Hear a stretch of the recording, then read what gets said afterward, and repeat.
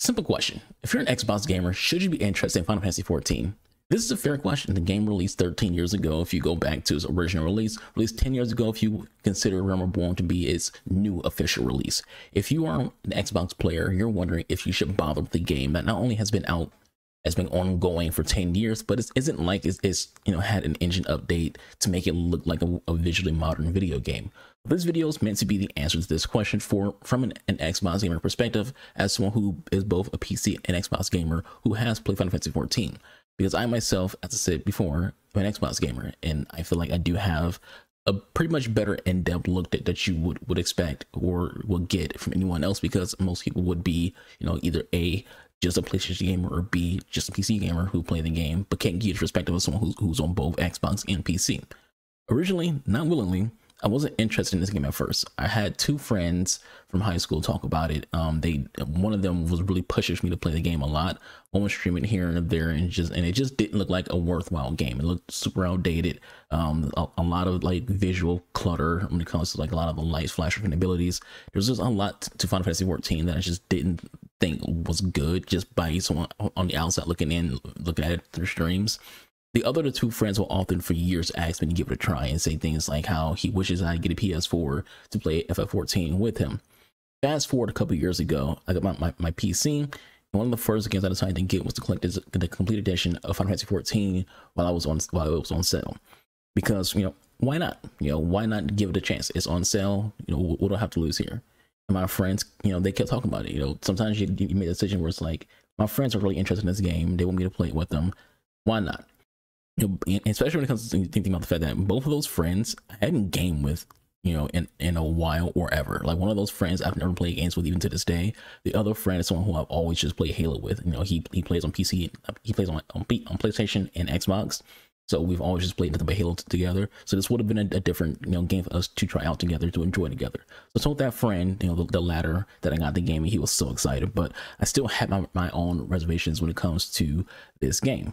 Why?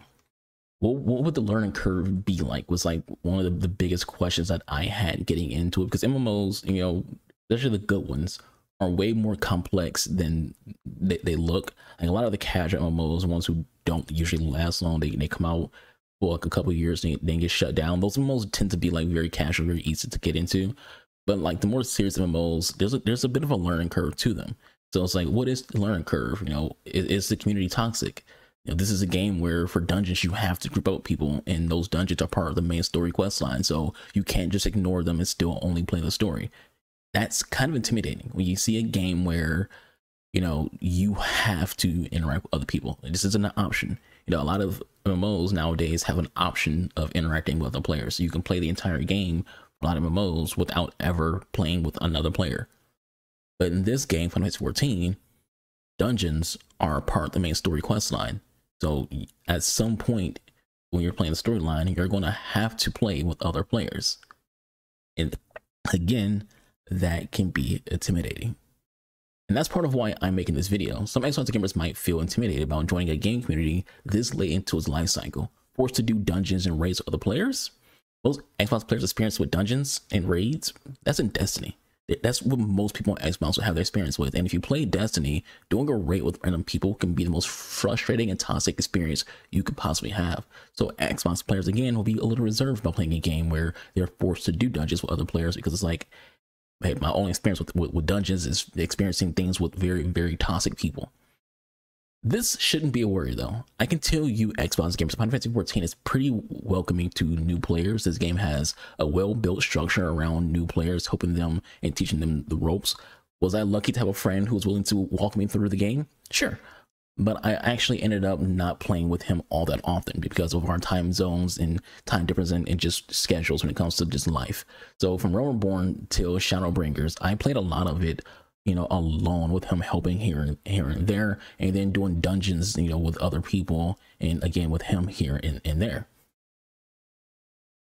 And yes, I was also intimidated when I do those MSQ dungeons without my friend. You know, having him around definitely like lightens the load. But when I would do MSQ dungeons without him, there was definitely some intimidation there, mostly because I never want to be useless. I hate, that's just a personal thing about me when it comes to like playing multiplayer games. I hate the idea of not being, you know, useful. I hate the idea of not knowing what to do. I hate not being able to carry my own weight, because I look at things in this way. If you're playing a game like multiplayer wise, it doesn't matter how good you are, just make sure you're carrying your own weight. That's it. Just make sure you're carrying your own weight, even if it's just a little bit of weight. You know, you're not like amazing, but if you're doing your thing and you're not like a hindrance, then you know all things good. I didn't want to do any of. I didn't want to make. I was like, just didn't want to be someone who was like being carried or dragged along or anything like that. So you know, I literally dragged my feet on playing this game to avoid doing the MSQ dungeons. Like, just being honest with you, I'm a very confident gamer. When it came to Final Fantasy 14 though, I would drag my feet and just waste time and not play the game whenever it was time to do an MSQ dungeon, because it's like I just didn't want to, you know, like I said, there was that intimidation. Even to this day, I haven't even finished Shadowbringers yet, and haven't, you know, bought Endwalker because of that fear of being useless in a dungeon, especially right now where I haven't played the game in over a year. I actually just started playing on my Twitch stream recently until Starfield comes out. But by the time you see this video, yeah, I would have already stopped playing the game, play Starfield. But you know, I started playing the game again for like a good 2 weeks. You know, to do Shadowbringer, and that fear was still there, because not more so because I've you know, when you take a long break from a video game, you tend to forget, you know, your combos. You tend to forget how to play your character the way that your character is ideally played. I play an archer, bard, or rogue essentially, and you know, there is things that you want to remember to do, remember what songs to play and what times to play and things like that. So I had to relearn a lot of the game again when I came back to the game, which again adds to the wanting to avoid dungeons, because you don't want to jump into a dungeon, especially at this point in the game, because Shadowbringer is essentially the second to last expansion in the game. So it's like, you don't want to be at that point of the game and not know what you're doing because you forgot what you're doing. So yes, if you have some of the same feelings going into the beta, because this game is getting a beta for Xbox, and before release on Xbox next spring, it's a valid feeling. It's an irrational feeling though. You know, I will say that it's a very irrational thought process when it comes to this intimidation, when it comes to this fear, because the community is okay with helping you, no matter how low level you are. There are high level players who intentionally queue up for those dungeons to help new players. There are high level people in the game who intentionally are typing into the world chat looking to help new players. Mostly, a lot of that's because, you know, when you're in the later stages of the game, there's not a lot to do. So you're more inclined to just go out and help new players because you don't have anything else to do. Which, you know, if you think about it, that would be great if, like, you know, other games were that way, where once you get to like a moment in the game where you're not really leveled up anymore, you've gotten all the gear you're going to get at this point. You know, there's not a new DLC, there's not a new expansion on the horizon as of yet, but you love playing the game. So you're just like, you know what, I'm going to just try to find new players to help out, you know, so I can have something to do playing the game. But let's change gears, talk about the payment model of the game, because that is also going to be a barrier for Xbox players to deal with. This is also one of the biggest fears that Square themselves has had when it came to dealing with putting the game on Xbox. This game has a subscription fee, and for a lot of Xbox gamers, that is like an immediate whoa. Remember, ESO also had a subscription fee, and they eventually got rid of that because the game was dying, because no one was playing the game because they didn't want to pay a subscription fee. So this game, Final Fantasy 14, which has a $15 a month fee, is going to be coming to a platform where there's going to be people who are reserved. And I do feel this will be a barrier of entry for Xbox gamers. Xbox gamers aren't used to having to pay a monthly fee for a single video game. They're used to paying for their Xbox Live, but they're not used to paying for a game every single month. The question you should wonder is if the value is worth the money. This is an obvious thing. This is subjective. You know, is it worth the money? Are you someone who's okay with paying $50 a month? If you are someone who plays WoW, that's nothing to you. For someone who's already paying Final Fantasy 14 on PC, but you want to try it on Xbox, this is nothing to you. If you're someone who used to pay $50 a month for ESO, this is nothing to you. But realistically, this will be a barrier of entry for Xbox players who are going to be like, yeah, I'm not really interested in paying $15 a month. Personally, I think a monthly fee is fine if there's a lot of quality content and no pay to win microtransactions. If you have the funds, you have the funds, and if the game is putting out good content, then it's not a big deal. What I prefer a buy to play mode like New World is, sure, but I'm not entirely against the monthly payment model if everything else in the game makes it worth it. Final Fantasy 14 does have a lot of content, and I mean a lot of content, especially if you are a new player in 2023, because you have 5 expansions at your fingertips. There are low moments in the game if you do happen to get caught up on those expansions, but by the time an Xbox player catches up, the new expansion will be out. But I'll also just briefly go into a small tangent about some of the negative things about those low moments. Final Fantasy 14 has a lot of downtime, and this downtime is something that the player base is already used to, and they're okay with it. But you as a new player, you might not like this downtime. If you watch my Twitch streams Final Fantasy recently, there's a lot of just me walking around doing nothing but talking to NPCs, for hours upon hours of just walking around talking to NPCs. And not talking about in a way that you would in a Dragon Age game or a Mass Effect game or a Skyrim game, but no, way worse than that when it comes to just irrelevant dialogue, just walking around talking to this person. Go talk to the person who told you to talk to that person. Go talk to that other person over there. Go pick up those flowers. Go look around the city for some sparkling glitter on the ground that's supposed to lead you to finding some item. Then go pick up that item. It's just repeated of that throughout the entirety of the game, and it is going to be utterly boring and uninteresting when you go on those missions. And I'm just letting you know that right now. I'm just being honest with you that there's going to be missions in this game. There's going to be moments of this game where you're just like, this is so boring and uninteresting. And you're going to have to push through it. You're going to have to push through it because it is an overall good experience where those downtimes, they're not few. They're not far between. They're in every expansion throughout the entire game. So it's just it's everything else worth it. I'm just letting you guys know. This is the point of these videos. The point of these videos to let you guys know what you can look forward to playing this game, getting into it now. So to briefly talk about Final Fantasy 14's character creator, because I'm going to, character creators are very important to me. I spend a lot of time making characters, and quite honestly, this will be another, kind of a negative towards the game if you're also someone who's into character creators and making a character who not only just looks unique, but also someone who you want to role play as. Because at the end of the day, a lot of times it comes to people who make characters in video games, they are role playing as how they see themselves in a universe, because a lot of it is escapism and putting yourself in a situation. For me, when I make a male character, I'm basically trying to recreate myself within the video game. Make a female character, I'm making someone who will be ideal, in for an ideal attraction, or things that nature. What I'm getting into. When it comes to this game's character creator, it's a little bit there. It's not awful. But, when it comes to someone who is a person of color, you will likely just be making a tan white guy. That's pretty much what it is. The sliders aren't very great when it comes to altering your features. It's not very great when it comes to hair selections. The best you can do is a very, very low buzz cut, or, some braids, I guess.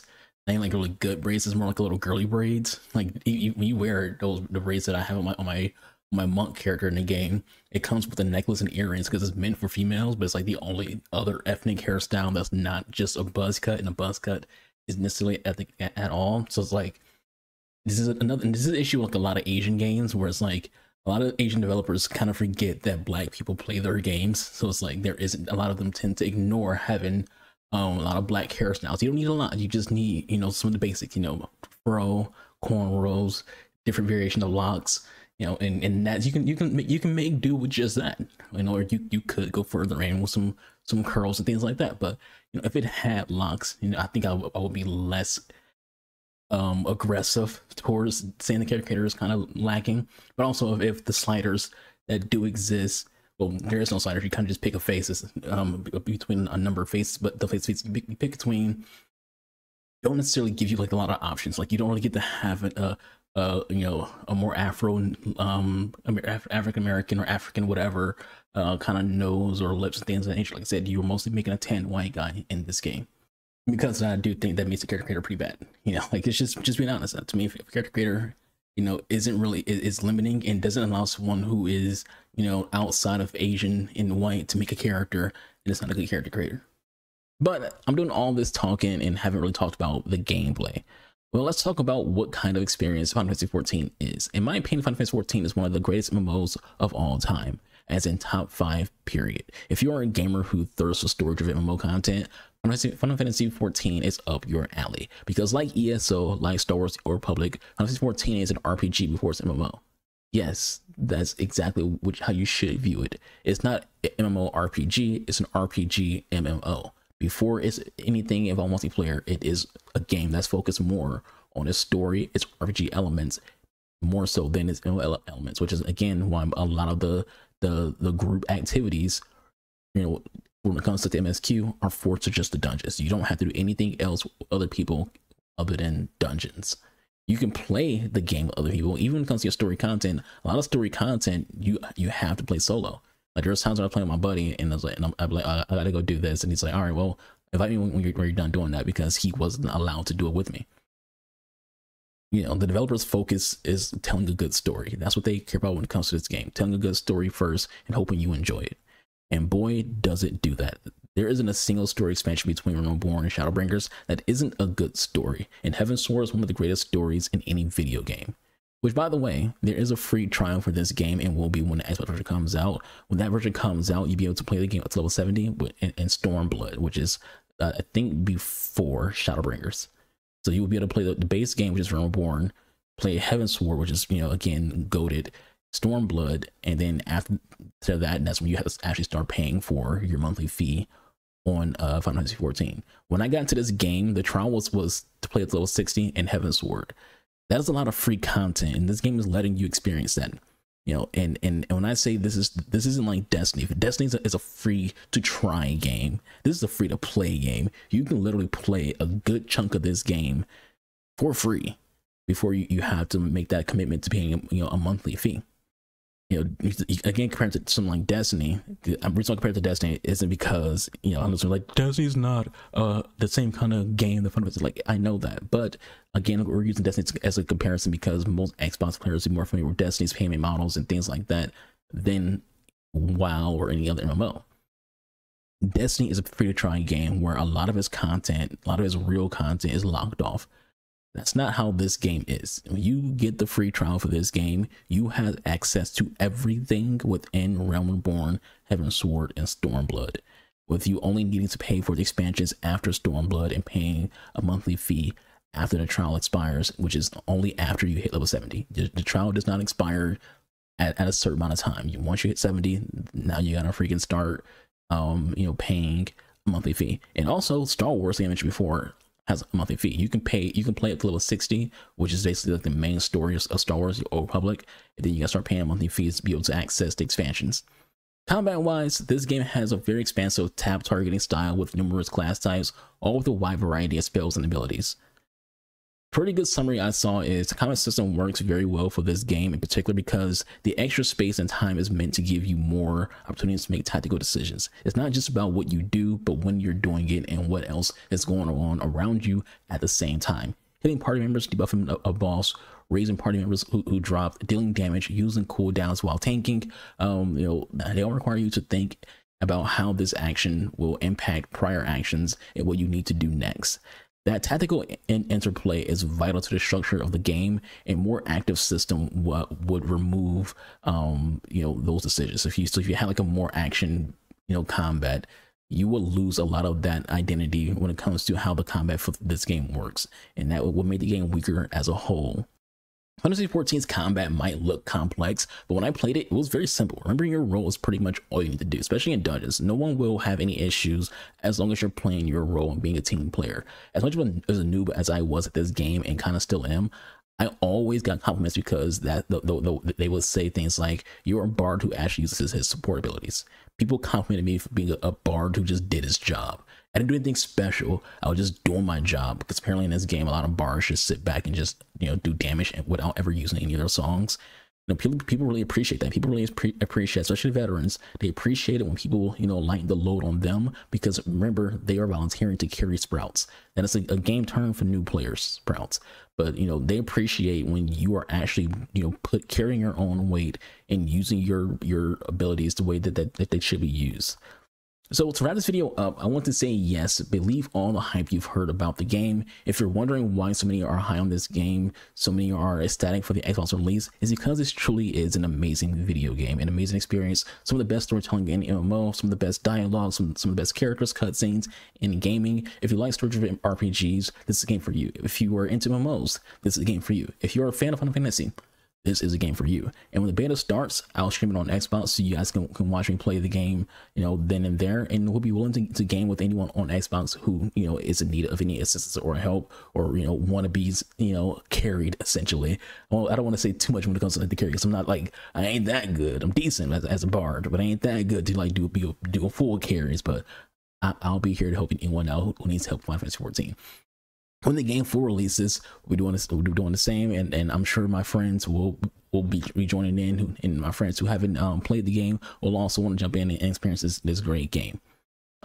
That is it for this video. Thank you all for watching. Well, enjoyed. Do all the things algorithm likes. I don't keep saying I'm going to stop saying that. Just have the little thing pop up, but you know, sometimes I forget that my outro needs to not include the whole, you know, subscribe, comment, and stuff like that. But hope you all enjoyed this video. Thank you all for watching. You know, hope this video was thoughtful enough and, you know, interesting enough, intriguing enough to get you guys wanting to play the game, or steer you into a way to where you feel like you know enough about the game to make a decision on if you would or wouldn't play it.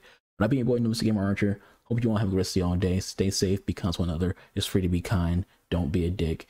Hope you all feel good both mentally and physically. And I'll catch you guys on the next video. I'm out of here. This is